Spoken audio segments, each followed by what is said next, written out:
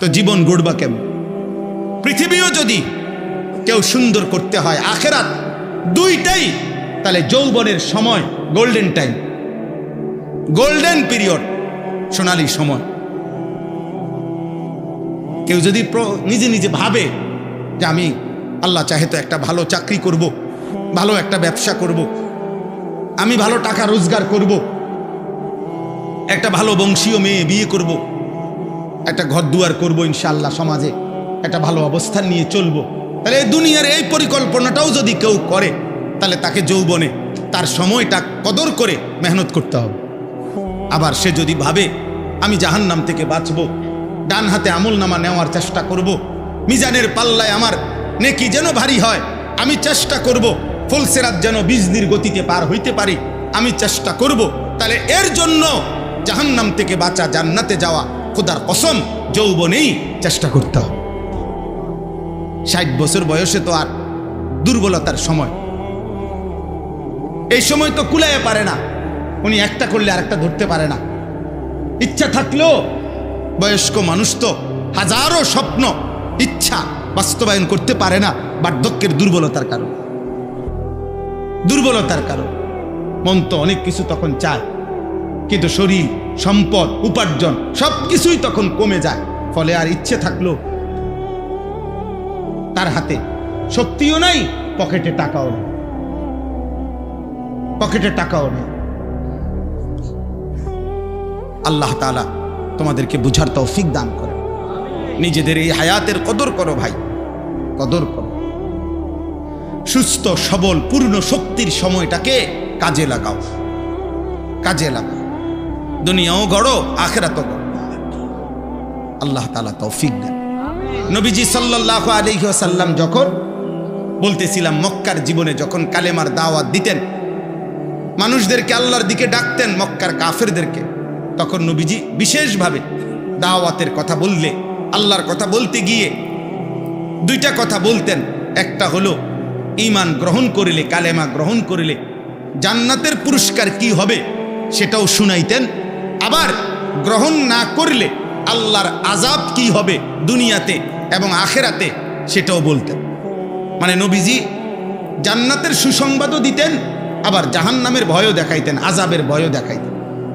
কিন্তু মক্কার কাফেরদের একটা বদভ্যাস ছিল, যখনই নবী সাল্লাল্লাহু আলাইহি সাল্লাম আযাবের কথা বলতেন, জাহান্নামের আযাব, দুনিয়ার আযাব, তখন তারা বিদ্রুপ করত, ঠাট্টা করত, টিটকারি করত। আরে না, এটা হইতো না, হুদা এরম কয়, এগুলো বলেই। এখানে আছে আতাইদানিনি আন উখরাজা ওয়া কাদ খালাতিল কুরুন মিন ক্বাবলি, 26 পারায় সূরা আহকাফের মধ্যে আছে। এক নাফরমান সন্তান, তার পিতা মাতা তাকে দিবানিশি আল্লাহর প্রতি ঈমান আনতে বলতো, আর ওই সন্তান বলতো, মা বাবা তোমরা বুঝি আমারে এই আখিরাত পরকালের ভয় দেখাও, আখিরাত আর পরকালে আবার সবগুলো মানুষ ফিরে আসবে হাসরের মাঠে। তো এই পর্যন্ত কত মানুষ যুগে যুগে অতিবাহিত হইয়া মরে গেল, কই তারা দিয়ে কেউ ফিরে আইলো না, আমি কিত্তাম মরলে ফিরাম, এভাবে বিদ্রুপ করত। আবু লাহাব নবীজি সাল্লাল্লাহু আলাইহি সাল্লামের প্রচন্ড বিরোধিতা করত। তো ওর সমবয়সী কিছু সাহাবী যারা নবীজির সাহাবী ছিল, ওরা মাঝে মাঝে বলতো, আবু লাহাব, সে হাত নাড়তো বেশি।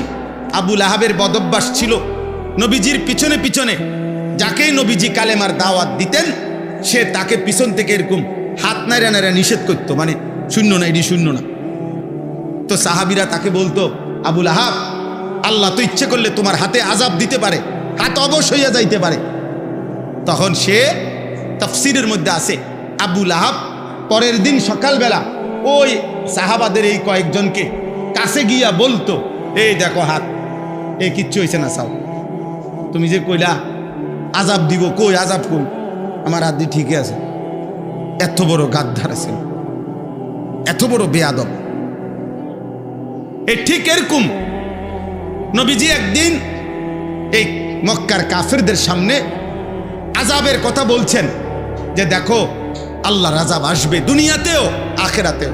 আল্লাহ কাউকে নূহ আলাইহিস সালামের জাতিকে পানির আযাব দিয়া ধ্বংস করে দিছে, লূত আলাইহিস সালামের জাতিকে পাথরের বৃষ্টি বর্ষণ করে মাটি উল্টায়া ধ্বংস করে দিছে। এভাবে সব শুনাইছেন। এই সময় একজন কাফের নজর ইবনে হারিস, এই কাফের সর্দার আল্লাহ নবীর উপস্থিতিতে বিদ্রুপ করে, টিটকারি করে, ঠাট্টা করে আল্লাহর কাছে হাত তুলছে। মুনাজাতের মতো হাত তুইলা নবীজির সামনে বলতেছে, আল্লাহুম্মা ইন কানা হাদা হুয়াল হাক্কা মিন ইনদিক ফাআমতির আলাইনা হিজারাতাম মিনাস সামা আও ইতিনা বিআযাবিন আলীম। হে আল্লাহ, মুহাম্মদের কথা মতো যদি সত্যি সত্যি তুমি আযাব দিতেই পারো তো তাইলে এখন আমাদেরকে আযাব দাও। আমরা তোমার কালেমা গ্রহণ করলাম না, চাই তুমি সর্বোচ্চ কি আযাব আছে তোমার কাছে এটা দাও।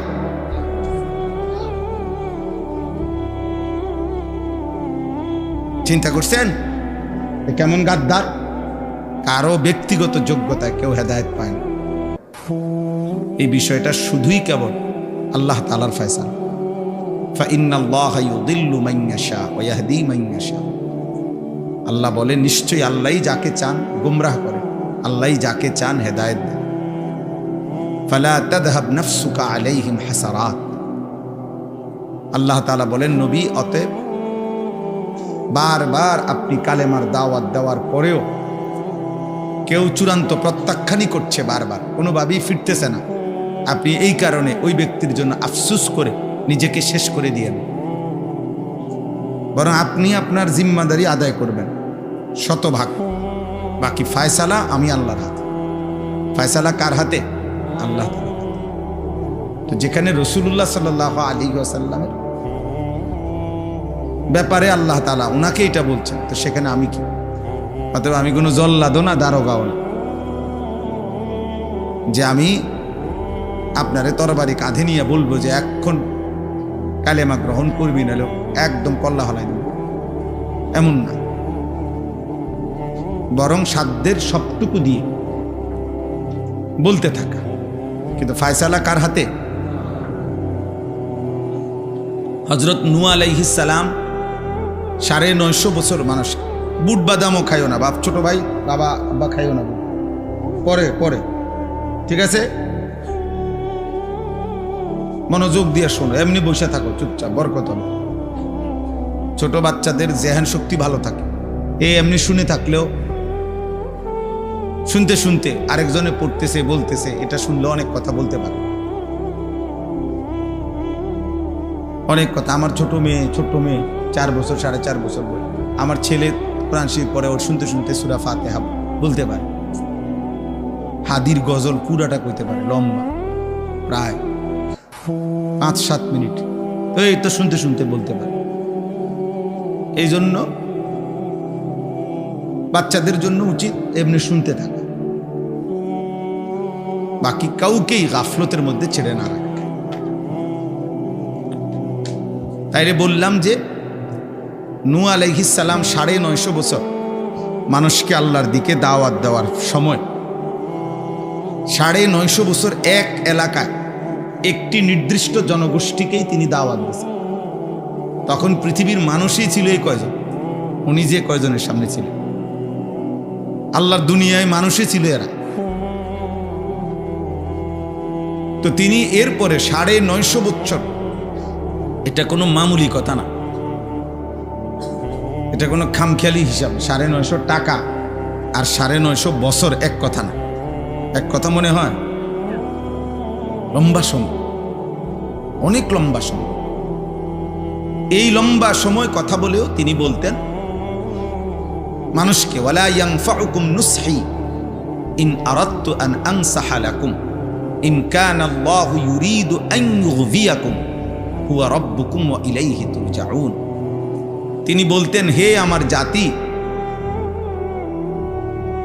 আমি আমার নসিহত দিবারাত্রি তোমাদেরকে আল্লাহর দিকে ডাকা, এটা কোনোই উপকারে আসবে না যদি আল্লাহ তোমাদের জন্য গুমরাহি, জাহান্নাম, পথভ্রষ্টতা আল্লাহ চেয়ে থাকে, তাহলে আমার নসিহত দিয়ে কোনো কাজ হবে। হুয়া রাব্বুকুম, তিনিই তোমাদের রব, ওয়া ইলাইহি তুরজাউন, শেষমেশ তোমাদেরকে তার কাছেই ফিরে যেতে হবে। অতএব কোন নওজোয়ান তুমি আমারে অবজ্ঞা করলা, টিটকারি করলা, ফেলে দিলা, উড়াই দিলা, কোনো অসুবিধা নাই, কারণ বিচার কোনো আমার কাছে না। তোমার বিচারও আমি করব না, আমার বিচারও তুমি করবা না, কাছে কোনো সমস্যা নাই, কোনো অসুবিধা নাই। এতে প্রত্যাখ্যান করলেও সমস্যা নাই, গ্রহণ করলেও কি নাই, সমস্যা নাই। মূলত যার কাছে ফিরতে হবে তার সাথে বোঝাপড়া করতে হবে। তিনি মহান আল্লাহ।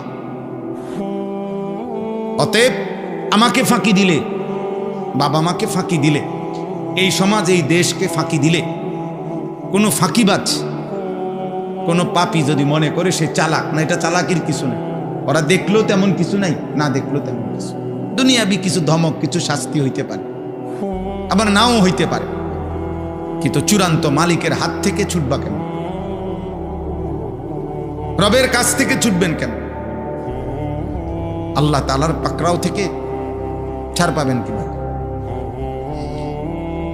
আল্লাহ তাআলা কোরআনুল কারীমের মধ্যে বলছে, ইসরাফিল যখন ফু দিবে তো মানুষগুলো দিক বেদিক ছুটতে থাকবে।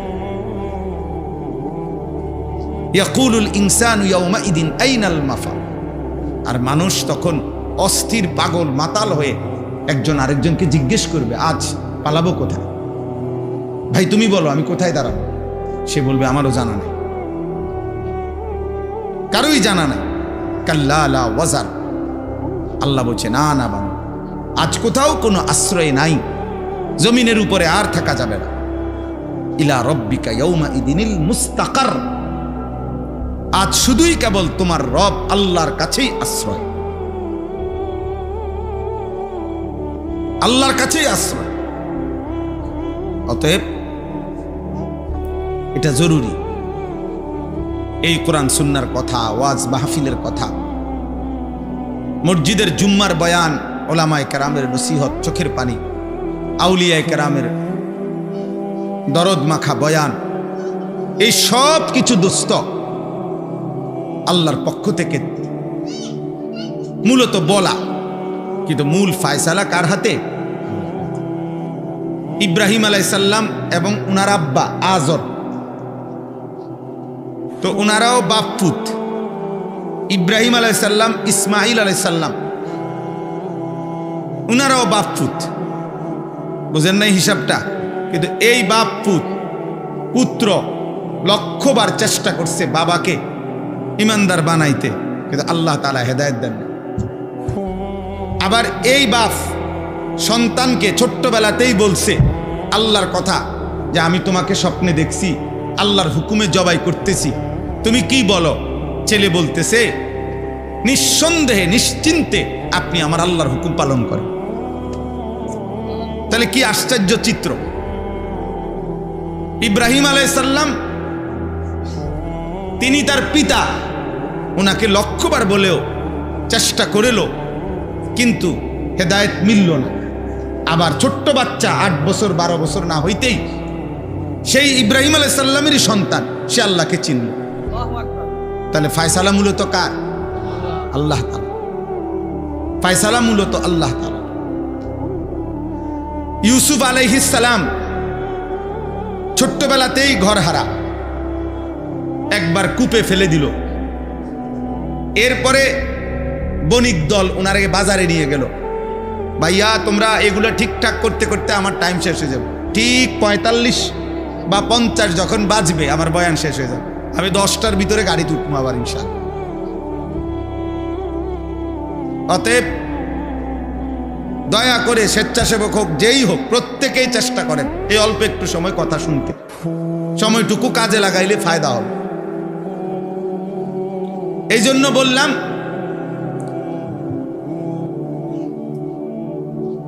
যে এটা দেখেন, ইউসুফ আলাইহিস সালাম, নওজোয়ান ছেলেরা, কিশোর ভাই, তোমরাও দেখো, শোনো। একবার তো কূপে ফেলে দিলেন, তো সেখান থেকে মিশরের বাজারে, যেখানে গোলাম বিক্রি হয়, কৃতদাস বিক্রি হয়, এরকম বাজারে ওনাকে নিলামে বিক্রি করলো। এক মনিবের ঘরে আশ্রয় পেলেন। ওইখানের মহিলা ওনাকে দিবানিশি জিনা ব্যভিচারের জন্য প্ররোচনা করলো। এরপরে জেলখানায় গিয়ে ওনাকে রাখা হইল। সেখানে সুর, ডাকাত, জোচ্ছর এরকম বাজে মানুষদের সাথে ওনাকে থাকতে দিল। এটাই কোরআনের তাফসীর। তাইলে এরপরে এই পরিবেশে, সেই ছোট্টবেলায় ঘর হারা মিশরে, অথচ ওনার বাবা নাই, মা নাই, আত্মীয় নাই, স্বজন নাই। যেই বাড়িতে উনি বড় হইছেন ওরা কুফর, ওরা মূর্তি পূজক। জুলাইখার স্বামী, এরা তো সবাই মূর্তি পূজক। তাহলে এর ভিতর দিয়ে ইউসুফকে আল্লাহ চিনাইল কে? ইউসুফকে তার আখলাক চরিত্রের হেফাজত, জিনা করা যাবে না, বেবিচার করা যাবে না, এমন উত্তম আখলাক সাজায়া দিল কে? নিশ্চিত তিনি শুধুই আল্লাহ। কে? আল্লাহ। মুসা আলাইহিস সালাম জন্মের পরেই উনার মা বাক্সবন্দি করে উনাকে আল্লাহর হুকুমে নদীতে ফেলে দিল। সবচেয়ে বড় নিকৃষ্ট কাফের ফেরাউনের বাড়িতে লালিত পালিত হইল। অথচ সেই তিনি যখন ফেরাউনের এলাকার থেকে চলে গেলেন ভিন্ন অঞ্চলে মাদায়েন, তখন আল্লাহর কাছে দোয়া করলেন, আল্লাহ রব্বি ইন্নী লিমা আনজালতা ইলাইয়া মিন খাইরিন ফাকির। আল্লাহ, আমি এক অসহায়, ভিন দেশে আসছি, আমার এখানে কেউ নাই, আপনি আমার কাছে যা দিবেন এই মুহূর্তে আমার খাদ্য, আশ্রয় সবটার প্রতি আমি বড় ফকির, আমি বড় অভাবী, আমি আপনার দিকে মুখাপেক্ষী। তাহলে এই ছোট্ট জন্মের পর থেকে যে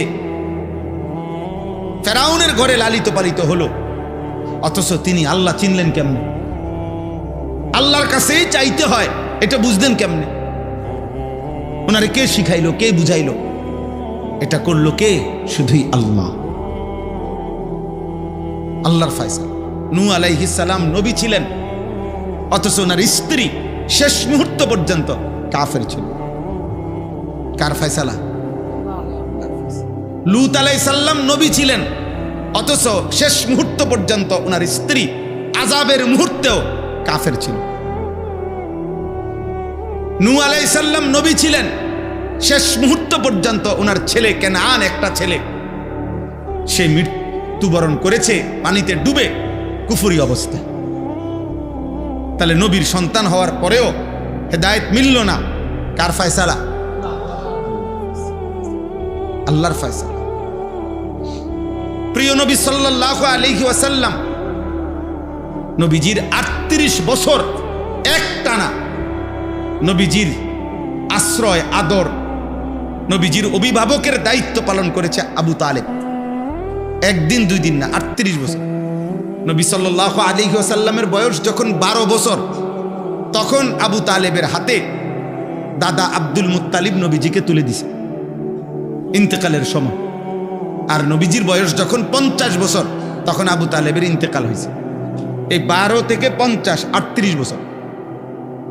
38 বছর ধরে যে চাচা আগলাইয়া রাখছে, আল্লাহ নবী সাল্লাল্লাহু আলাইহি ওয়াসাল্লামের লক্ষবার কালেমার দাওয়াত দেওয়ার পরেও চোখের পানি অঝরে ফেলছে নবী। চাচা একবার শুধু কালেমা বলে, ইয়া আম কুল লা ইলাহা ইল্লাল্লাহ কালিমাতান আশহাদু লাকা বিহা ইনদাল্লাহ। বুখারীর riwayat। হে চাচা, একবার কালেমা বলেন। মৃত্যুর মুহূর্তে বলছে, আপনি যদি শুধু একবার কালেমাটা পড়েন, হাসরের ময়দানে আমি আপনার জন্য আল্লাহর কাছে সাক্ষ্য দেব। কিন্তু বলাইতে পারে না, বলাইতে পারে নাই। আবু তালেব বলছে, না, আমি আমার পূর্বপুরুষের এই মূর্তি পূজার ধর্মের উপরেই আছি। নাউযুবিল্লাহ। আল্লাহ নবী সাল্লাল্লাহু আলাইহি ওয়াসাল্লামের চাচা, নবীর চোখে পানি ঝরছে, অথচ আল্লাহ তাআলা বলছে, না বন্ধু, আমি ফয়সালা দেব না, আপনি বললেও দেব না, কানলেও দেব। এই জন্য দোস্ত, দুনিয়ার ভাত মাছ খাওয়া, বিল্ডিং করা আর পেশাব পায়খানা করা এত সহজ বিষয়। এ তো জন্তু জানোয়ারের স্বাভাবিক বিষয়। এই প্রয়োজন, এই চাহিদাগুলো তো জন্তু জানোয়ারেরও পূরণ হয়। কিন্তু ঈমান, তাকওয়া, সেজদা, আল্লাহর গোলামি, 5 ওয়াক্ত নামাজ, ওয়াক্ত মতো সেজদা দেওয়া, হালাল হারাম মেনে চলা, এটা মালিকের আলাদা তৌফিক, দয়া, ইহসান, আল্লাহর দেওয়া তৌফিক ছাড়া হয় না। ভাত সবে খাইতে আর পেশাব পায়খানা সবাই করতে, বিল্ডিং একখান সবাই বানাইতে। বদিল্লারও বিল্ডিং আছে, রিক্সাওয়ালা, কুলিওয়ালা, ঠেলাওয়ালা, দিন মজুরের ঘরেও ফ্রিজ আছে, সোফা আছে, ডাইনিং টেবিল আছে, টাইলসওয়ালা বাথরুম আছে। এগুলো তেমন কিছুই না। মূল বিষয় হলো ঈমান, মূল বিষয় হলো হেদায়েত, মূল বিষয় হলো আল্লাহকে চিনা, মূল বিষয় হলো আখিরাতকে বুঝা, মূল বিষয় হলো এই কপাল আল্লাহকে সেজদা করা, মূল বিষয় হলো আল্লাহ তাআলার এক এক হুকুমের গোলামি করা। তোমরা নওজোয়ান ছেলে পেলে না তোমরা বুঝলা, না তোমাদের অভিভাবকরা বুঝলা। অভিভাবক ব্যস্ত দুনিয়া সাজাইতে, তোমরাও ব্যস্ত দুনিয়া ভোগ করতে। বাপ মারও সময় নাই, 24 ঘন্টার ফিকির। খাট বানানি শেষ হইলে সোফা, সোফা বানানি শেষ হইলে ডাইনিং টেবিল, দরজা লাগাইলে সিটকারি, সিটকারি লাগাইলে দরজা, একটার পর একটা দুনিয়া দুনিয়া দুনিয়া দুনিয়া দুনিয়া দুনিয়া। আর সন্তান তোমার হাতেও সময় নাই। মোবাইল তোমারই সারাক্ষণ পাগল বানায় রাখছে। নারী, ছবি, গান, নাটক, সিনেমা, অশ্লীলতা, অসভ্যতা, নোংরামি, উলঙ্গতা, হারাম প্রেম, হারাম সম্পর্ক, খালাস। আল্লাহ কোথায়? আখিরাত কোথায়? সেজদা কোথায়? মহান আল্লাহ পাক রব্বুল আলামিন বলেন, বান্দা, রমজান আমি নিজ হাতে সাজাইছি। রমজান আমি আল্লাহ নিজ হাতে সাজাইছি। আমার হাতে আমি আল্লাহ সাজাইছি। একদিকে রোজা, আরেকদিকে তারাবি, একদিকে ইফতার, আরেকদিকে সাহারি, এতেকাফ, শবে কদর, বেজর রাত্রি, প্রথম অংশ রহমত। আমি আল্লাহর মাগফিরাত নিতে হলে আমার দয়া লাগবে, এজন্য আগে রহমত দিলাম। রহমত দেওয়ার পরে এরপরে আমি মাগফিরাত দিলাম, এরপরে জাহান্নাম থেকে নাজাত দিলাম। একটা একটা আমলকে 70 গুণ বাড়িয়ে দিলাম। সব দিক দিয়া আমি আল্লাহ রমজানকে সাজাইলাম শুধু তুমি একটা একটা বান্দাকে জাহান্নাম থেকে বাঁচাইয়া আমার সমস্ত ইমানদার বান্দাকে জান্নাত দিতে। কিন্তু পূর্ণ 30 দিন তোমার উপর দিয়া গেল। 5টা জুমা এবারে রমজানে আল্লাহ আমাদেরকে দান করলেন। এক পূর্ণ 30 দিন আল্লাহ আমাদেরকে দান করলেন। লক্ষণীয় বিষয় হলো, যেদিন সূর্য ডুবল, নতুন দিনের শাওয়াল শুরু হইল, রমজান সমাপ্ত হলো, দেখার বিষয় হলো আমাদের চেহারা, সুরত, চলাফেরা, আমাদের আচরণ দ্বারাই তো প্রমাণ হইল বৃক্ষ তোর নাম কি, ফলে পরিচয়। আমাদের চলাফেরা দিয়েই তো প্রমাণ হলো যে রমজান আমার জীবনে কি প্রভাব ফেলল।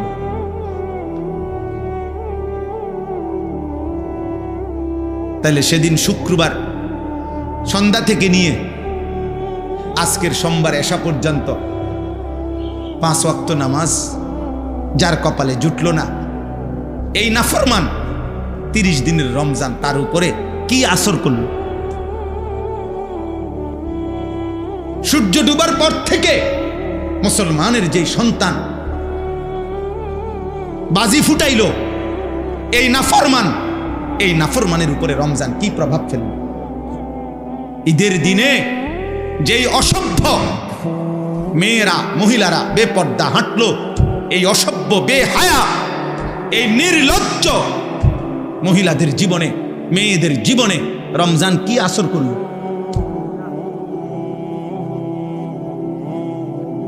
তিরিশ দিনের হাই অ্যান্টিবায়োটিক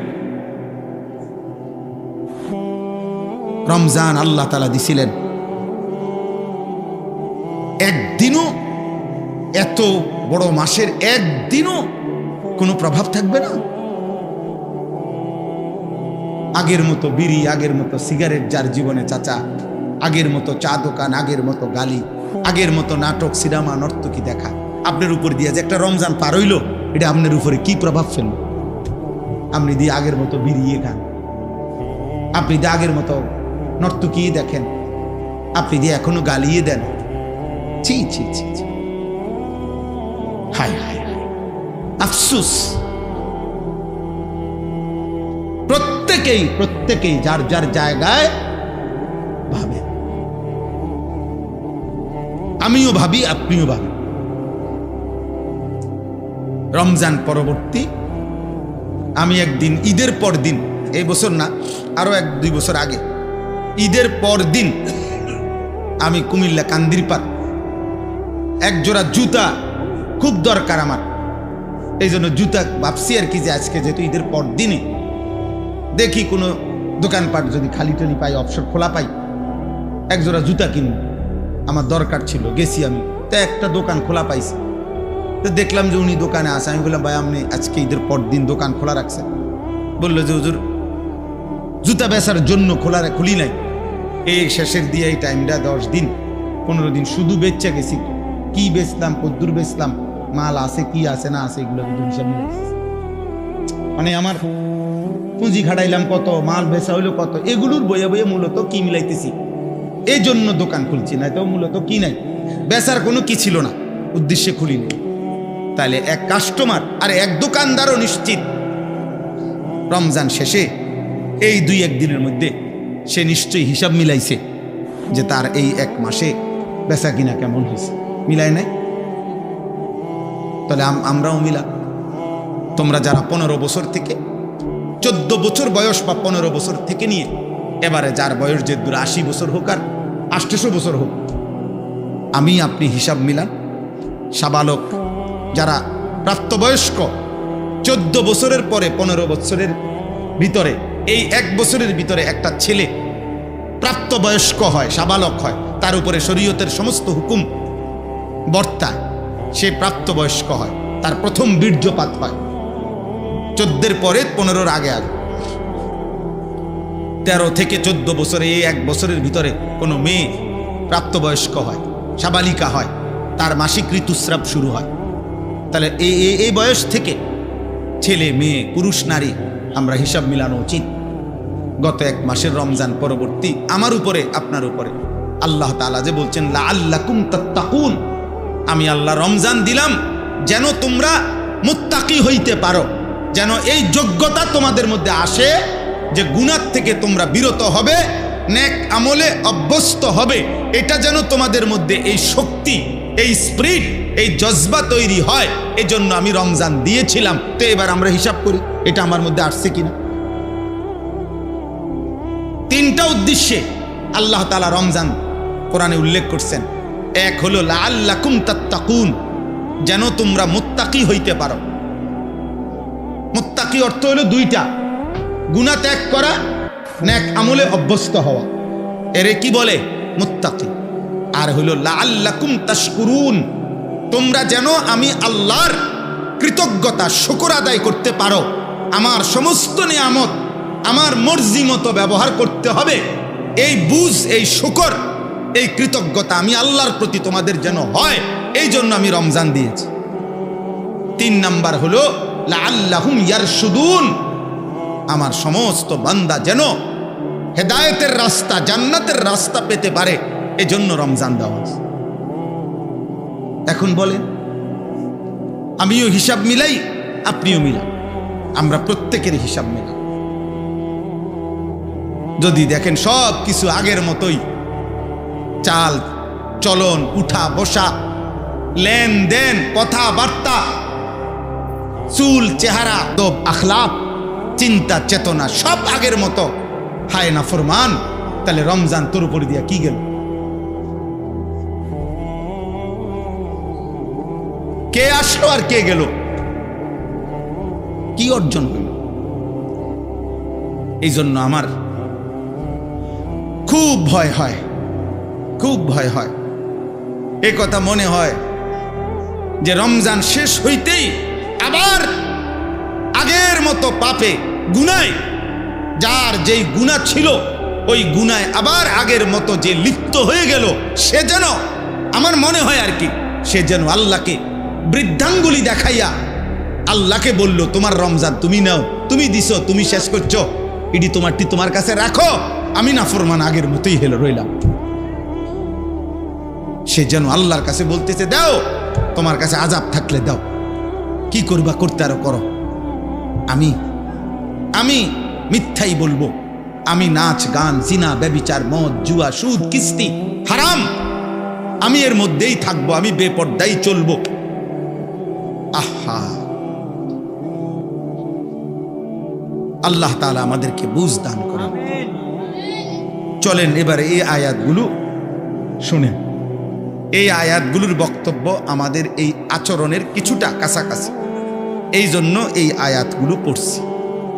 29 নম্বর পারা 70 নম্বর সূরা, সূরায়ে মাআরিজ এই সূরাটার নাম। এই সূরার ছোট্ট ছোট্ট আয়াত 18 আয়াত আমি এই শুরুতে তেলাওয়াত করছি, 18টা আয়াত একটানা পড়ে গেছি। এই 18টা আয়াতের তর্জমা একদম সংক্ষেপে আপনাদের কাছে পেশ করলেই আমার কথা শেষ। আল্লাহ তাআলা আমাদেরকে তৌফিক দান করেন, আমিন। আমার শ্রদ্ধেয় হযরত মাওলানা মাহমুদুল হাসান সাহেব, উনি আমাকে অনুরোধ করছেন, আর ব্যক্তিগতভাবে আমি আপনাদের এই গ্রাম চিনি, আলহামদুলিল্লাহ অনেক বুজুর্গ আলেম এই গ্রামে ছিলেন, এখনো আছেন। এছাড়াও আমার যতটুকু মনে পড়ে, আমি আগেও কোনো বছর হয়তো এখানে আসছি, যেখানেই হোক, যে পাড়ায় হোক। তো এই জন্য আমি আপনাদের কাছে এইটুকু অল্প একটু সময়, আপনারা সবাই ছেলেরা বাবারা, আবারও বলছি মনোযোগ দিয়া কোরআনুল কারীমের এই আয়াতগুলোর তর্জমা আপনারা শুনেন। আল্লাহ তাআলা আমাদেরকে বুঝ দান করেন। রাসূলুল্লাহ সাল্লাল্লাহু আলাইহি ওয়াসাল্লাম মক্কার জমিনে যখন মানুষদেরকে কালেমার দাওয়াত দিতেন, তাকায় না পিছনে, তাদিক সেদিক তাকাবেন না,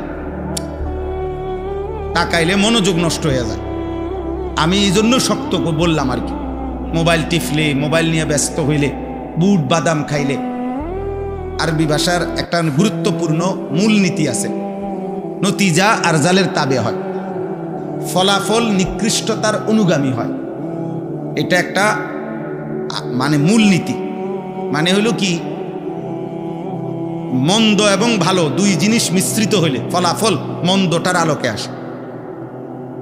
যেমন উদাহরণ হইল, মনে করেন মসজিদের পানির ট্যাঙ্কি 500 লিটারওয়ালা ধরেন, তো 500 লিটারওয়ালায় যে গাজি ট্যাঙ্কি, পানির ট্যাঙ্কি থাকে না, এখানে 499 লিটার পানি মোটর দিয়া উঠাইয়া একদম পবিত্র ফ্রেশ পানি এই ট্যাঙ্কির মধ্যে পুরানো হয়েছে।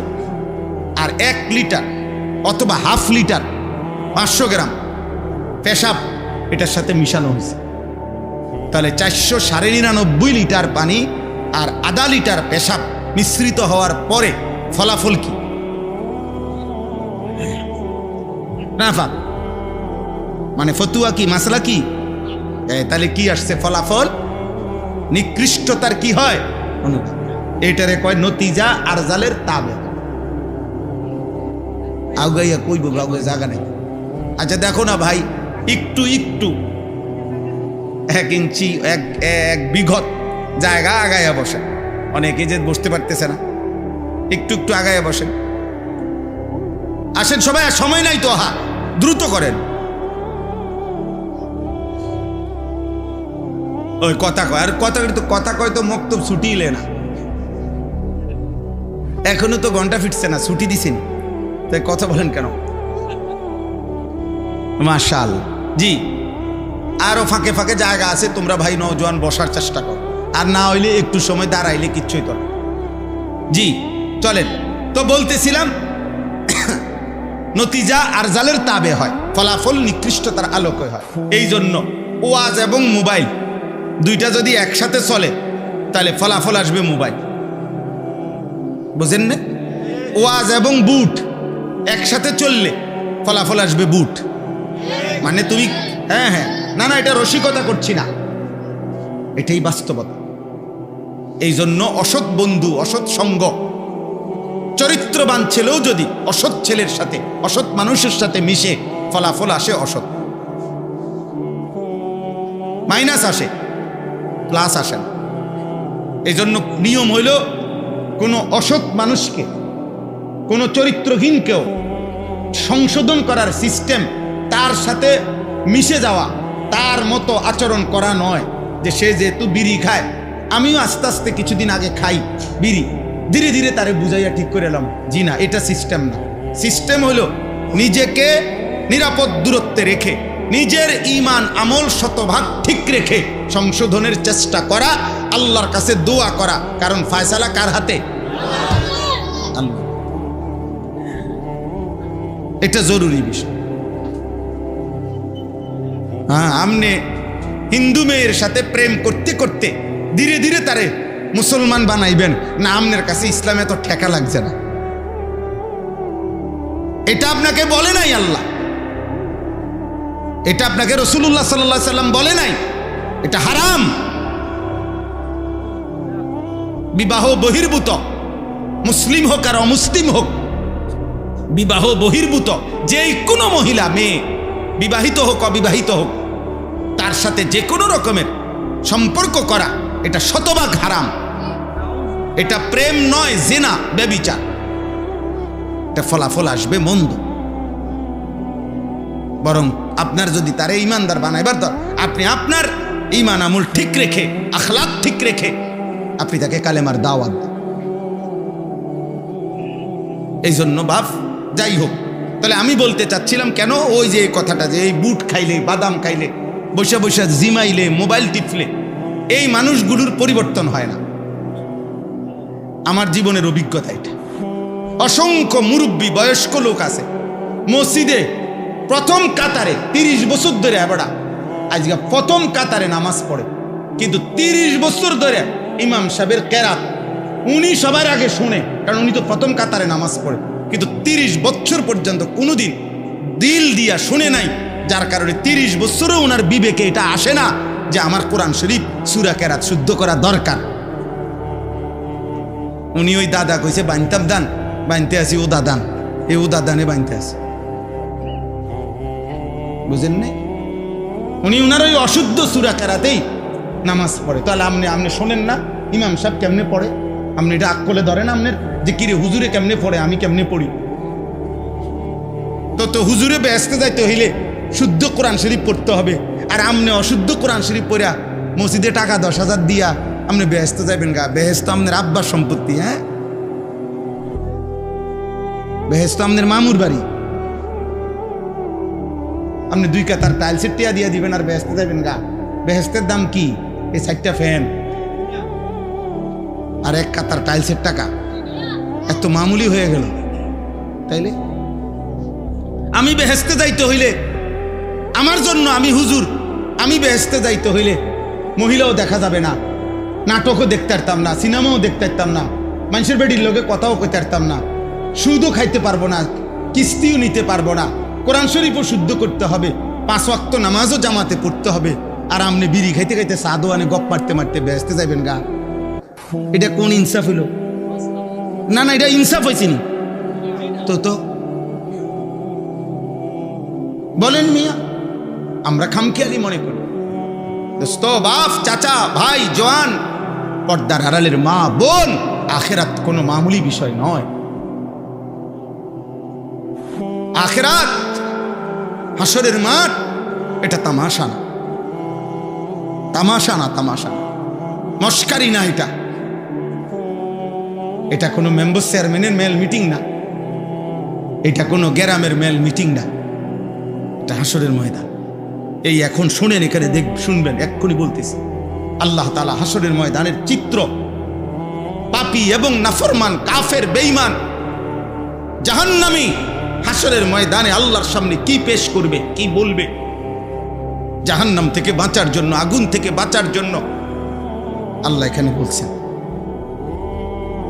এই জন্য অনেক ছেলে আছো বাবা, তোমাদেরকে বলি বাপ, আল্লাহ তাআলা যাকে যৌবন দিয়েছেন তাকে পূর্ণ শক্তি দিয়েছেন, মানুষের শরীরের সুস্থতা, সকালের সূর্য উঠে তেজ কম থাকে, বিকালের সূর্য ডুবে তেজ কম থাকে, দুপুরের সূর্য প্রখর প্রচণ্ড তেজ থাকে। এজন্য শিশুকাল, তার যৌবন আসতেছে, এজন্য শিশুকাল দুর্বল। আবার বৃদ্ধকাল, তার যৌবন শেষ হয়ে যাইতেছে, এজন্য দুর্বল। এই জন্য যৌবন দুপুরের সূর্যের মতো, যেখানে প্রচণ্ড তেজ থাকে, শক্তি থাকে, হিম্মত থাকে। কমপক্ষে 15 থেকে 40, এই 25 বছর মানুষের মাথার চুল থেকে পায়ের নখ পর্যন্ত সারা দেহে, সারা অঙ্গে পূর্ণ শক্তি থাকে। চোখে পূর্ণ শক্তি, কানের পূর্ণ শক্তি, নাকের পূর্ণ শক্তি, বিবেকের পূর্ণ শক্তি, খাবারের পূর্ণ চাহিদা, লজ্জাস্থানের পূর্ণ চাহিদা, পায়ের পূর্ণ শক্তি, সব কিছু শতভাগ পূর্ণ মাত্রায় আল্লাহ তাআলা যৌবনকালে দেয়। এজন্য বুদ্ধি, বিবেক, বিবেচনা, অনুভূতি, উপলব্ধি, পরিকল্পনা, ইচ্ছা, উদ্যম, সাহস, হিম্মত সব কিছু যৌবনেই করতে হয়। এটাই নিয়ম, এটাই নিয়ম। রাখো রাখো, এটাই নিয়ম।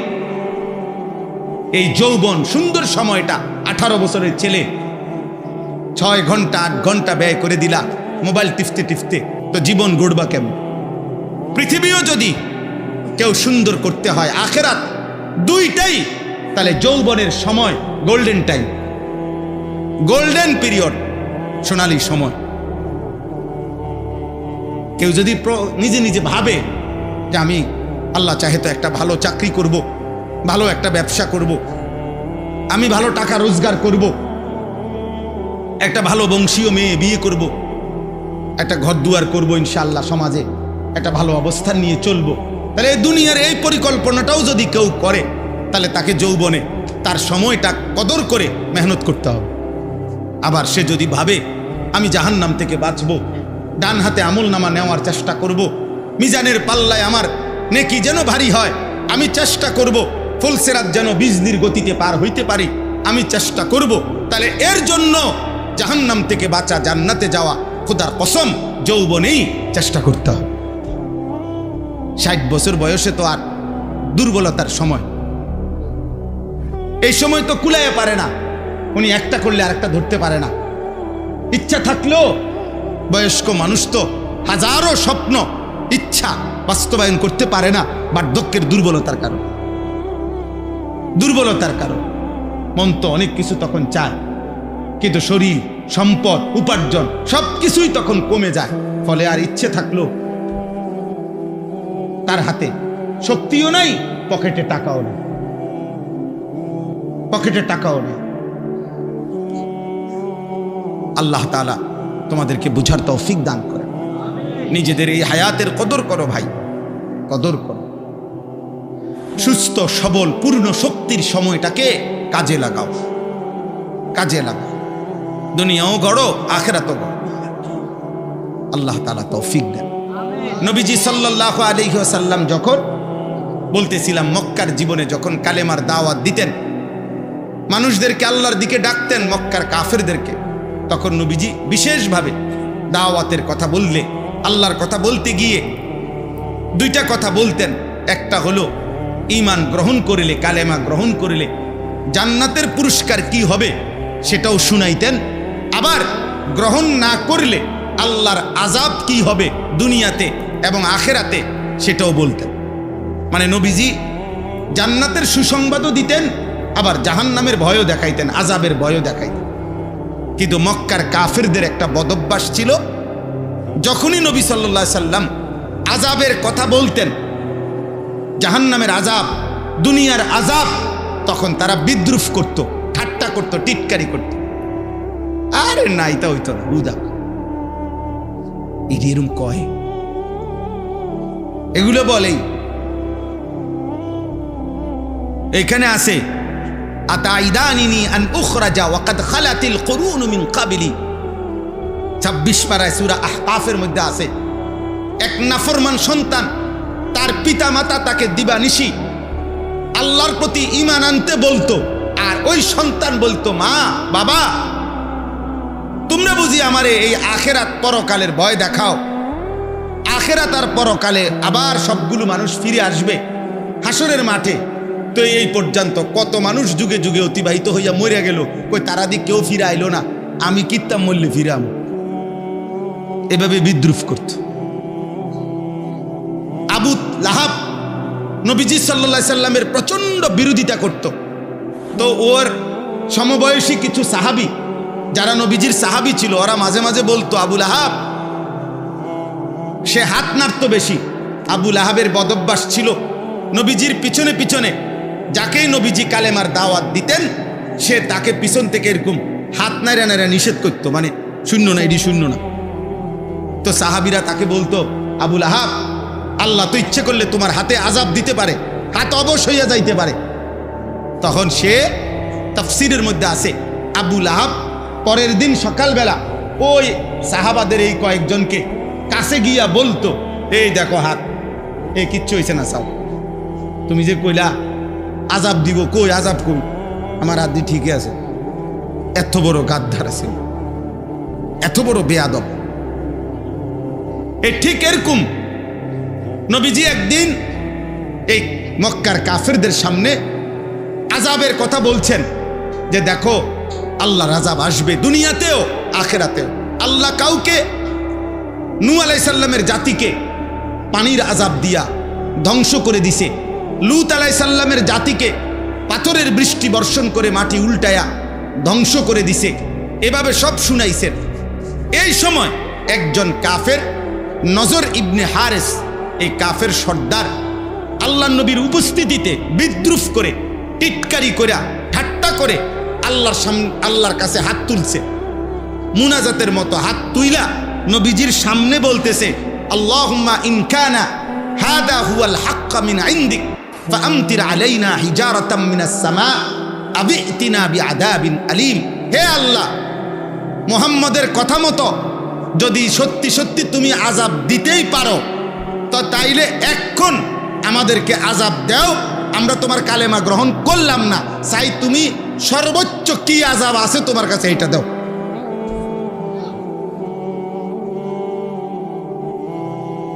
চিন্তা করছেন কেমন গাদ্দার? হ্যাঁ, জবান বড় সাংঘাতিক। এই জবানে কথা বলতে অনেক সতর্ক থাকা উচিত। আমরা অনেক সময় অনেক মানুষ আছি, সাধারণ মানুষ, অনেক সময় অনেক কথা হাস্যরসিকতার ছলেও বিদ্রুপাত্মক কথা দিন নিয়ে, ইসলাম নিয়ে, আলেম নিয়ে অনেক সময় বলি, বুঝেন নাই? পরে জিজ্ঞেস করলে হয়তো বলবে আমি এত কিছু ভাইব্যা বলি নাই। না না, এত কিছু ভাইব্যা বলেন নাই কেন? ইসলামের কথা, আল্লাহর কথা, কোরআন সুন্নাহর কথার ক্ষেত্রে মন্তব্য করতে সর্বোচ্চ সতর্ক থাকা উচিত, কারণ এর পিছনে আমার ঈমান, এর পিছনে আমার ঈমান। যেমন মনে করেন অনেক সময় আছে অনেক মানুষ কথার প্রসঙ্গে আও রাখেন, সব কথার মধ্যে কোরআন কিতাব টাইন নেন না, কথা বলেন, এমন কথা বলে কিনা কেউ? প্রত্যেক কিছুর মধ্যে মিয়া হুজুরারে টাইন আনেন মিয়া, সব কিছু হুজুরারে জিঙ্গাইলে চলন যাবো নি দুনিয়া। তাহলে কারে জিগাইব? বাকিটা আমনে যে হুজুরারে জিগান যাইবে না কিছু জিনিস, তো ওই জিনিসগুলো আপনি কারে জিগাইয়া চলবেন? শয়তান রে। কথা বলেন না কেন? শয়তান রে জিজ্ঞাসা করে চলবেন। তাইলে এটা কি বললেন? এটা কি আপনি দিনকে বিদ্রুপ করলেন না? হ্যাঁ, প্রত্যেক কথায় কথা কেবল দাড়ি লইয়া করে এত এরকম শুরু করলেন কা? আর কোনো কথা নাই? হ্যাঁ, আর ওয়াজ নাই? আর ওয়াজ আছে তো, এটাও তো একটা ওয়াজ। আপনি এটাকে বিদ্রুপ করলেন কেন? কি হুজুর আজকে দাওয়াত কয়টা? কি বললেন? এটা কি বলতে চাইলেন হুজুরকে? কোন আলেমে দিনকে কি বললেন? হুজুর আপনার আর কি তা একটা দাওয়াত খাওয়ান, তো আপনি বৈশা দাওয়াত খায় কেমনে বা শুইয়া দাওয়াত কেমনে খায় আপনি সিস্টেম বলে দেন। আপনার যেহেতু কামড়াইতে আছে হুজুরে দাওয়াত খাওয়াতে, তাহলে আপনি যে আপনারা দাওয়াত খাওয়াইতে আপনি বলেন যে হে গ্রামবাসী, আপনারা হুজুর ইমাম আলেম ওনাগরে দাওয়াত না খাওয়াইয়া আমার মতো একটা বুজমান বিড়ি খাওয়াইন না, চা দোয়ারে গপ মারুন না, টেলিভিশন দেখুন না, আমারে আপনারা সবাই দাওয়াত খাওয়ান, আপনি বলেন আপনারা খাওয়াইলে আমার সমস্যা কি? কথা বলেন না। আপনারা যদি গ্রামবাসী দাওয়াত খাওয়ায় আমার অসুবিধা কি? কিন্তু আপনি এটা কি বললেন? এই জন্য মন চাইলেই বলে ফেললেন, হ্যাঁ আপনার মুখ দিয়ে আসছে বলেই বলে ফেললেন। সাবধান। যত কিছু আমি কথার প্রসঙ্গে বলে গেলাম, যত কিছু ইসলামের চিহ্ন বহন করে, মসজিদ, মাদ্রাসা, কোরআন, হাদিস, তসবিহ, মেসওয়াক, দাড়ি, টুপি, পাঞ্জাবি, পায়জামা, আলেম, হাফেজ, ইমাম, মুয়াজ্জিন, খতিব, ওয়াইজ, পীর, বুজুর্গ, আউলিয়া, যত কিছু ইসলামের চিহ্ন, মানে যেটা দেখলে বোঝা যায় এটা ইসলামী নিদর্শন, দ্বীনের নিদর্শন, এমন ছোট্ট একটা মেসওয়াককে, তসবির দানাকেও তুচ্ছ তাচ্ছিল্য করা, অবজ্ঞা করা, ঠাট্টা করা কুফরি, কুফরি, কুফরি। কি ঠাট্টা করা কি বলেন না? আবার বলেন কি? সাবধান। কথা বলতে খুব সতর্ক থাকে। কোরআনুল কারীমের মধ্যে আছে, আল্লাহ তাআলা নবীজি আরে ইমান সাহাবাদেরকে বলছে, হে আমার নবীর সাহাবারা, সাবধান, আমার নবীর আওয়াজের উপরে তোমার আওয়াজ যেন না বাড়ে। ভিন্ন কথা তো বলার সুযোগই নাই। লা তারফাউ আসওয়াতাকুম ফাওকা সাওতিন নবী, নবীর আওয়াজের উপরে আওয়াজ বড় করবে না, তাইলে পুরা জিন্দেগির আমল এক মিনিটে আন তাহবাতা আমালুকুম, পুরা জীবনের আমল শেষ হয়ে যাবে। এই আয়াত নাজিল হওয়ার পরে তাফসীরের মধ্যে আছে, আবু বকর সিদ্দিক রাদিয়াল্লাহু তাআলা আনহু এত আস্তে কথা বলতেন, নবীজি কোনো কোনো সময় 2বার 3বার জিগান লাগতো যে আবু বকর কি বলছো বুঝি নাই, আবার কও। হযরত ওমর রাদিয়াল্লাহু তাআলা আনহু এই আয়াত নাজিল হওয়ার পরে অজরে কাঁদতেছিলেন। আল্লাহর নবী বলেন, কাঁদো কেন? হযরত ওমর বলেন, ইয়া রাসূলুল্লাহ, আমার স্বাভাবিক কথার আওয়াজও একটু বেশি হয়ে যায়, আমি তো আওয়াজ ছোট করতে পারি না, আমার ভয় হয় যদি আপনার আওয়াজের চাইতে আমার আওয়াজ বড় হয়, আর আল্লাহ তাআলা যদি আমার আমল জীবনের সব শেষ করে দেয়, কি হবে আমার আখিরাত? আরে বড় কথা কইতে, হ্যাঁ, চা দোকানে বইয়া বিড়ি খায়, এবারে টেলিভিশন চাই, এবারে কয় আও রাহো চাই, হুজুররাও কত ফেস লাগাই রাখছে দেশটা। এবারে একটা কথা কইয়া দিল, আর হ্যাঁ একটা ফাজলামি করলেন, আর কি ফেস লাগাই দিছে। ও কত এক এক হুজুর এক এক কথা কয়, আমরা কোন দিকে যাম? মানে আপনি কোন দিকে যাইতেন বুঝতে পারছেন না নাকি? এক এক হুজুরে, মানে এক হুজুরে কইছে বিড়ি খান, আরেক হুজুরে কইছে খাইয়েন না, নাকি? এই ফেসে পড়ে আপনি বিড়ি খাইতেছেন নাকি? হ্যাঁ হ্যাঁ, নাই তো, আমরা ফেসে পড়ে উনি বিড়ি খায়। আমরা ফেস লাগাইছি যে এক হুজুরে কইছে সুদ খাওয়া হারাম, আরেক হুজুরে কইছে হালাল, এই জন্য উনি সুদ খায়। আমরা ফেস লাগাইছি না? আমরা বলছি এই আমরা হুজুররা একজনে বলছি কিস্তি নেওয়া হালাল, আরেকজনে বলছি হারাম, নাকি? কথা বলেন না, আমরা এরকম বলছি। তো আপনি কি ফেসে পড়া কিস্তি নিতেছেন? আপনার ঘরে রঙিন টেলিভিশন চলে, আপনার স্ত্রী বেপর্দা, বেহায়া, এটা কোন কারণে? এই মসজিদের ইমাম সাহেবের ফেসের কারণে, নাকি? তো কি বললেন? এটা হুজুররা ফেস লাগাই রাখছে। কি ফেস লাগাইছে? কোন হালালটাকে হারাম বলছে, কোন হারামটাকে হালাল বলছে? আপনি বলেন, বলেন। সাবধান মুসলমান, নিজের আখিরাত নষ্ট করবেন। আমার কাছে কোনো আমনে হিসাব, আমার লগে 900 করলে, আপনার লগে আমি 900 করলে, আমনের হিসাব আমার কাছে না, আমার হিসাব আমনের কাছে না, আমি আমনে মিললে গেলেও হইতো না। বুঝেন না? আমরা মানে মুসল্লি আর ইমাম সাহেব আমরা যদি আচ্ছা আল্লাহ ভরসা, আল্লাহ ভরসা, পারলে কিছু বাড়াইয়া দিয়েন, আমি আর আমনে একমত হয়ে গেলাম, তো আল্লাহ ছেড়ে দিবে নাকি? তো তাইলে হিসাব দিবেন কার কাছে? তো ওনার সাথে কি বলবেন? আল্লাহকে কি বলবেন? আল্লাহ আমাদেরকে বুঝ দান করেন। এজন্য এই জবান বহুত দুধারী তলোয়ার, এই জবানের সতর্কতা খুব জরুরি, খুব জরুরি। এই জবান কবুল বললে এক নারী হালাল হয়, এই জবান তালাক বললে এক নারী হারাম হয়। এই জবান কালেমা বললে মুমিন হয়, এই জবান এক বিন্দু অস্বীকার করিলে কাফের হয়, বেঈমান। এই জিহ্বাই ঈমানদারও বানায়, এই জিহ্বা কি বেঈমানও বানায়। এই জিহ্বা বিবাহিত স্ত্রীও বানায়, এই জিহ্বা আবার তালাকপ্রাপ্ত নারীও বানায়। মানে শব্দ বলার ক্ষেত্রে সতর্ক থাকা। আপনি বলে ফেলছেন, আপনি সেত উঠছে, আপনি কইয়ে লাইলেন 3 তালাক দিয়া, ইয়ার পরে কোন হুজুর কইয়ে লাইছি 3 তালাক দিয়া ফেলছি, মাথা ঠিক আছিল না। তো মাথা ঠিক না থাকলে পৃথিবীতে যারা পাগল, যাদের মাথা তার সিরা, পাগল মানুষ যারা, তারা বুঝিয়ে এই সারাক্ষণ 1 তালাক 2 তালাক 3 তালাক কয়। তো আপনার মাথা ঠিক আছে, যার মাথা ঠিক থাকে না হে তালাক কয়, এটা আপনি কোথায় দেখছেন? আমার একটা লোক দেখান। এই যে পাবনা চলেন, আমরা যাই পাবনায়, যারা মেন্টাল হসপিটালে পাগল, হেরা বইয়ে বইয়ে বুঝি কয় 1 তালাক 2 তালাক 3 তালাক। তো তাইলে আপনি কি বললেন? এটা মাথা ঠিক আছিল না দেখে আপনি মহিলাটারে 1 তালাক 2 তালাক 3 তালাক বললেন। এত বড় মিথ্যা কথা, মিথ্যুক। এটা কারে বললে বেটা? এটা হুজুর মোল্লারে বুঝাই দিলা? হ্যাঁ, আল্লাহরে বুঝাইতে পারবেন আপনি এই কথাটা? কথা বলেন না। আপনি মাথা ঠিক আছিল না? আপনার মাথা 100 গুণ ঠিক আছিল বেটা। তুমি জানো এটা বললে মহিলা তালাক হয়, তুমি বুঝছেই তো এটা বলছো। তুমি নালে সালাক কইলে না, 1 সালাক 2 সালাক 3 সালাক, এটা বললেন না কেন? সাবধান। অতএব দিন মানা জরুরি, আল্লাহকে মানা জরুরি, আখিরাত মানা জরুরি। মামুলি খামখেয়ালি করলে হবে না। আল্লাহ আমাদেরকে বুঝার তৌফিক দান করে। চলেন এবার এই তর্জমাটা শুনে। এই কাফের বেঈমান নজর ইবনে হারেস যখন এই কথা বলল, আল্লাহ তাআলা তখন এই সূরা নাজিল করলো, করে আল্লাহ বলতে সাইল। এবার শুধু তর্জমা শুনেন। আল্লাহ বলেন সাআলা সাইলুম বিআযাবিন ওয়াকি'।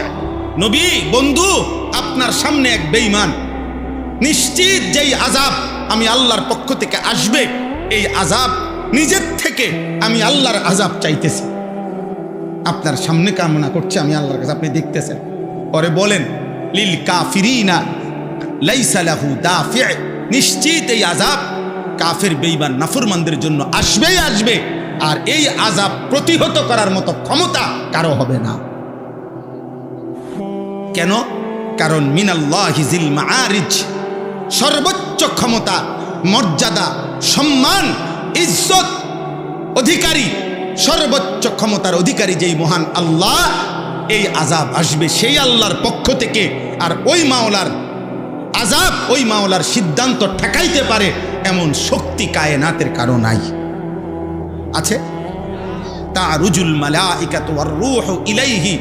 আল্লাহ বলেন, বন্ধু ওদেরকে বলেন 24 ঘন্টা 7 তবক জমিনের নিচ থেকে 7 আসমানের ঊর্ধ্বে, 7 আসমানের ঊর্ধ্ব থেকে 7 তবক জমিনের নিচ থেকে আল্লাহর হুকুমে ফেরেশতা উঠানামা করে, আসা যাওয়া করে।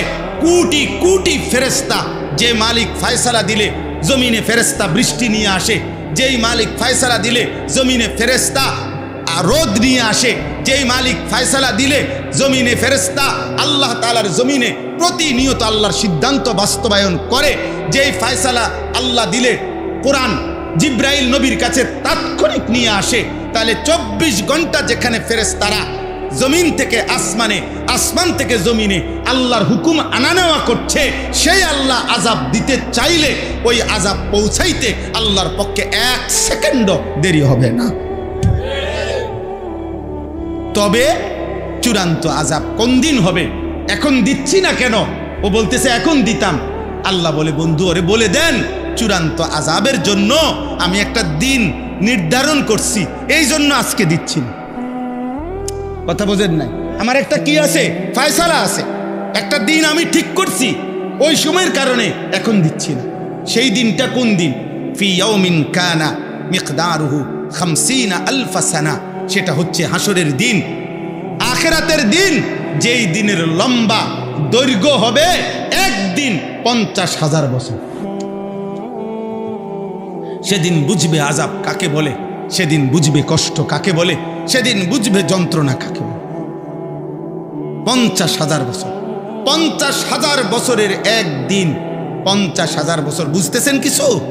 50,000 বছর, 50,000 বছরের একদিনে আহা, আল্লাহ তাআলা বলে সেই আযাব শুরু হবে, জাহান্নামের আযাব, আখিরাতের আযাব। খোদার কসম, কোরআনে আল্লাহ বলছে 50,000 বছরের ওই একদিন, মানে আখিরাতের ওই দিন, এই 50,000 বছরের এই লম্বা সময়টা, ইয়াউমা ইয়াকুমুন নাসু লিরাব্বিল আলামিন, সমস্ত মানুষ আল্লাহর সামনে দাঁড়িয়েই থাকতে হবে, দাঁড়িয়েই থাকতে। হায় বাপ, 27 দিন, 27 দিনে এক খতম কোরআন শরীফ হবে, এক পারা করে কোরআন শরীফ, সর্বোচ্চ 40 মিনিট বা 50 মিনিট সময় আল্লাহর কোরআন শোনার জন্য, যার বিনিময়ে জান্নাত, নেকি, এইটুকু ধৈর্য দাঁড়ায়া থাকার যাদের জীবনের পর বছরের পর বছর কুলায় না তারাবির নামাজে, সেই মানুষটা 50,000 বছরের আখিরাতের ওই দিন কেমনে দাঁড়িয়ে থাকে?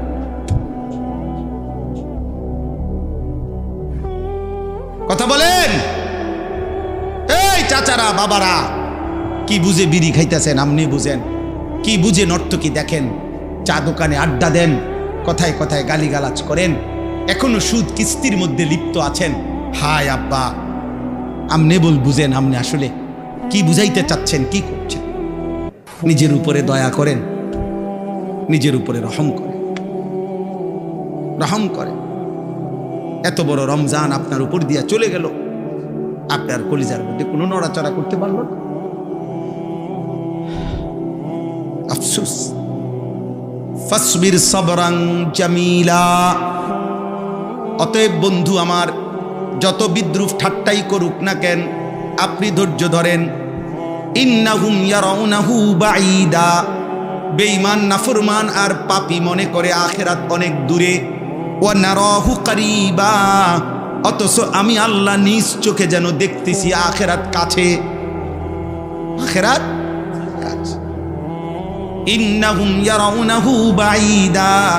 সে মনে করে অনেক দূরে, আমি দেখি কাছে। আল্লাহ বলেন কাছে। ইকতারাবাতিস সাআতু ওয়ানশাক্কাল কামার ইকতারাবা লিন্নাসি হিসাবুহুম। আল্লাহ বলেন হিসাবের দিন কাছে গেছে। নবী সাল্লাল্লাহু আলাইহি সাল্লাম বলেন, এই দুই আঙ্গুলের মাঝখানে যেমন কোনো ফাঁকা নাই, আমি মুহাম্মদ আর আখিরাতের মাঝখানে এমন ফাঁকা নাই, এতটা কাছাকাছি। কারণ 1450 বছর হোক আর আরো কিছুদিন হোক, আখিরাতের 50,000 বছরের তুলনায় তো এটা কিছুই না।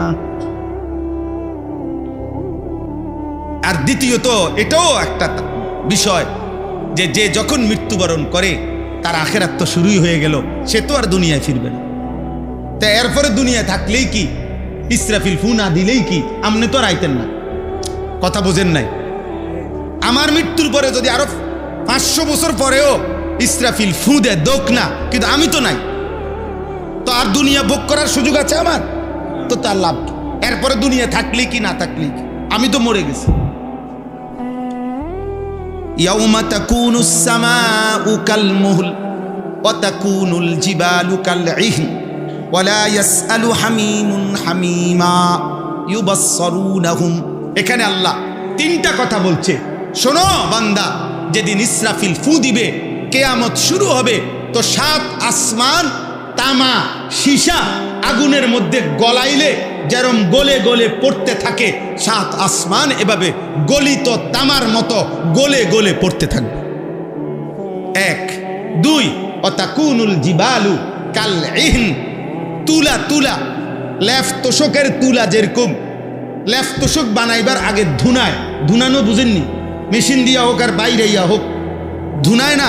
এ ধুনানোর পরে তুলা যদি বাতাসে ছেড়ে দেওয়া হয়, এটা যেরকম উঠতে থাকে, আল্লাহর কসম আল্লাহ বলে পাহাড়গুলো ইসরাফিল ফু দিলে এরকম ধুনিত তুলার মতো উঠতে থাকবে। 3 হাসরের মাঠ কায়েম হবে। ওয়ালা ইয়াসআলু হামিমুন হামিমা ইউবাসসারুনাহুম।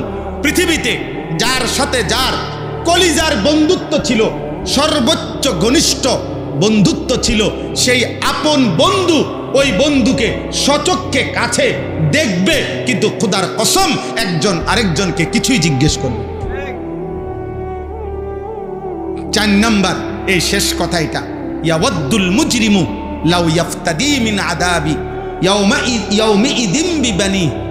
আল্লাহ তাআলা বলেন, সেদিন পাপী মুজরিম নাফরমান পাপী বেঈমান আল্লাহর আযাবের দৃশ্য জাহান্নামকে যখন নিজ চোখে দেখবে তখন একটা চিৎকার দিবে আর বলবে, আল্লাহ আমার ছেলে মেয়ে সবগুলারে জাহান্নামে দিয়ে দেন, আমার স্ত্রীকে জাহান্নামে দিয়ে দেন, আমার ভাই বোন পরিবারকে জাহান্নামে দিয়ে দেন, আমার বংশের গোষ্ঠীর সকলকে জাহান্নামে দিয়ে দেন।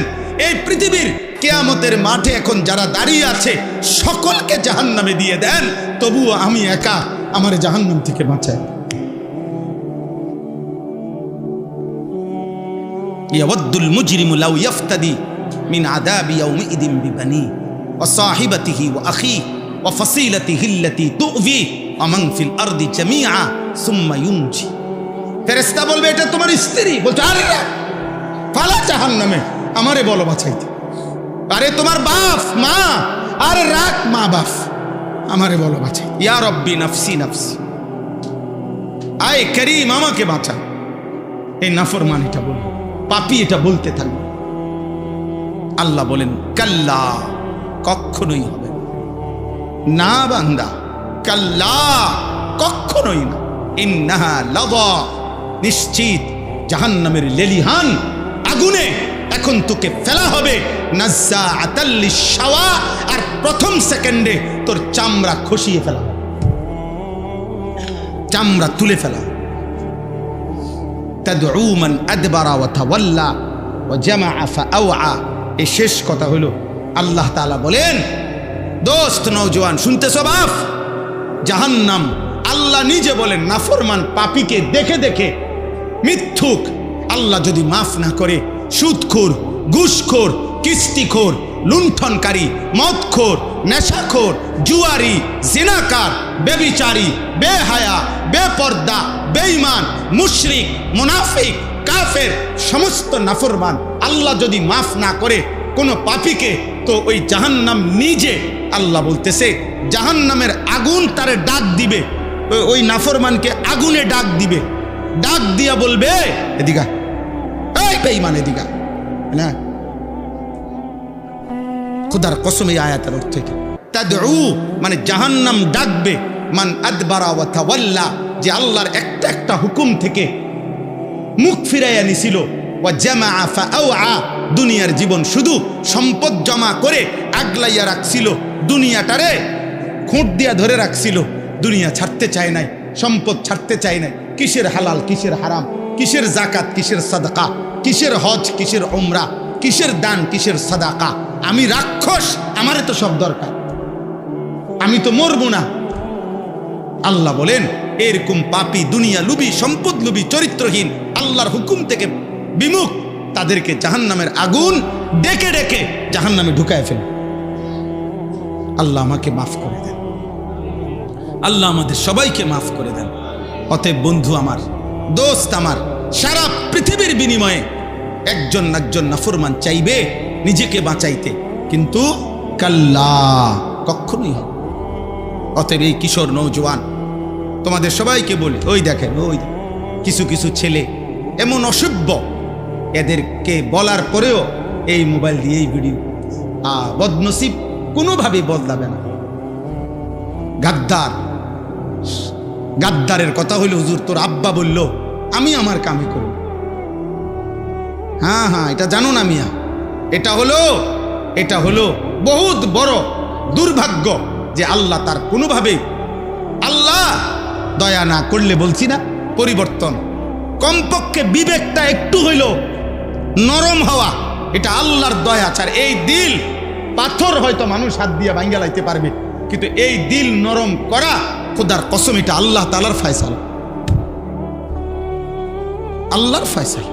আল্লাহ না চাইলে হয় না, এটা তো শুরুতে এই জন্য বলছি, ফয়সালা কার হাতে? আল্লাহ। চলেন, অতএব আমার কথা শেষ। প্রত্যেকের কাছে অনুরোধ, কিশোর ভাই, যুবক, বয়স্ক বাবা, পর্দার আড়ালের মা বোন, সবাই মিলে আমরা আল্লাহর নাফরমানি থেকে বাঁচেন। এত বড় রমজানের পরেই আবার আগের মতো গান, নাটক, সিনেমা, নাচ গান, ড্যাক্সেট, মোবাইল সিনেমা, নাচ গান, উলঙ্গ ছবি, মদ, জুয়া, সুদ, কিস্তি, নাটক, সিনেমা, বেহায়া, বেপরদিগি, মা বোনদের বেপর্দা চলা, সব যদি আগের মতো চালু হয়ে যায়, তো আমি যেন আল্লাহকে বলছি, আল্লাহ আমি তোমার রমজান নিলাম না, তোমার রমজানের পাত্তাও দিলাম না, চাই তুমি পারলে আযাব দাও। আল্লাহ আমাদেরকে হেফাজত করে, আল্লাহ আমাদের সকলকে হেফাজত করে। আল্লাহ তাআলা এই মাহফিলকে কবুল করে নেন। আপনাদের কাছে 2টা মিনিট আমার একটা অনুরোধ, উনি বলছেন এই জন্য আমি বলতেছি 2 থেকে 3 মিনিট। আমি লম্বা কালেকশন করতে জানিও না, আমার হাতে সময়ও নাই, অতএব দয়া করে 2 থেকে 3 মিনিটে 2-4 জন ভাই, তোমরা ভাই নওজোয়ান উঠো। আপনারা মসজিদের মিনারার জন্য কিছু কাজ আছে, ওনাদের ইচ্ছা আছে মসজিদের মিনারা করবে, টাকা দরকার। আপনারা প্রত্যেকে আমি বললে, স্লোগান দিলে, মারহাবা দিলে তাহলে দিতেন না, মারহাবা দিয়ে আপনি কিনবেন, কথা বলেন না, মারহাবা দিয়ে কি করবেন আপনি? সওয়াব দিবে মূলত কে? আর আল্লাহ আপনি উনার হাতে দিলে দেখবে কিনা? অতএব প্রত্যেকেই অনুরোধ, আপনারা মহব্বত